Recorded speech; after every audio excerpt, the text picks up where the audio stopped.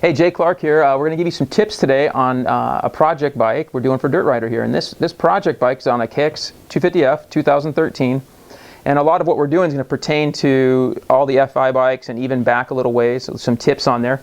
And we're going to be using a lot of different aftermarket products and some tips on stock products as well.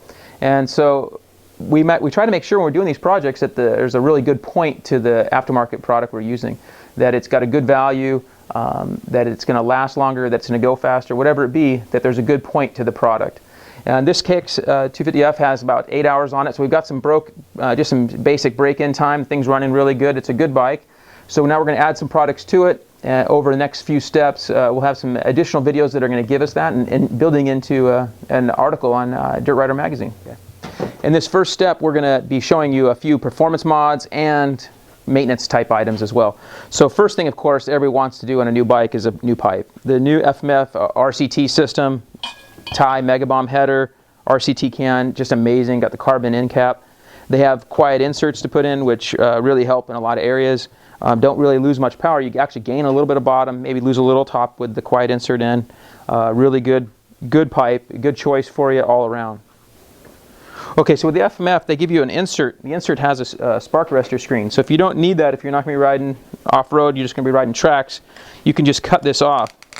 And you can just get some cutters in here, and it'll peel right back, like so. And you could trim up the little pieces there, and now it's a quiet insert. Put it in with a snap ring past it. You just got to tap it in, snug, snap ring, and the bike makes a lot less noise and really good power still.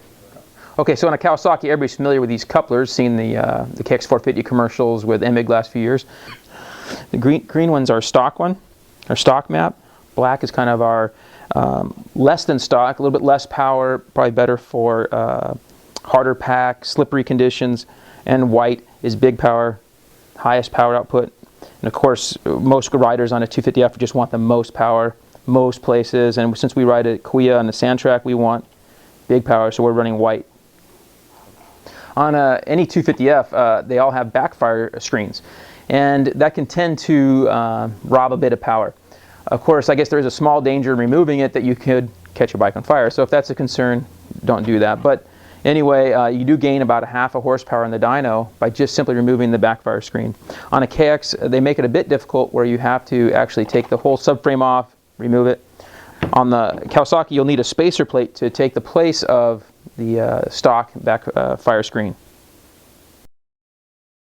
KX owners long know that chain slide and chain guide wear is a common occurrence, unfortunately, and that who knows the reason of material or some of the design there, but the TM makes a much stronger material that's really somewhat bulletproof. Works very well with the chain slider going around the swing arm. Piece will last a lot longer in the stock one.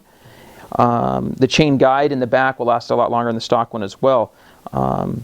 The chain rollers have bearings in them. The stock ones don't, so you can hear the stock ones rattling around.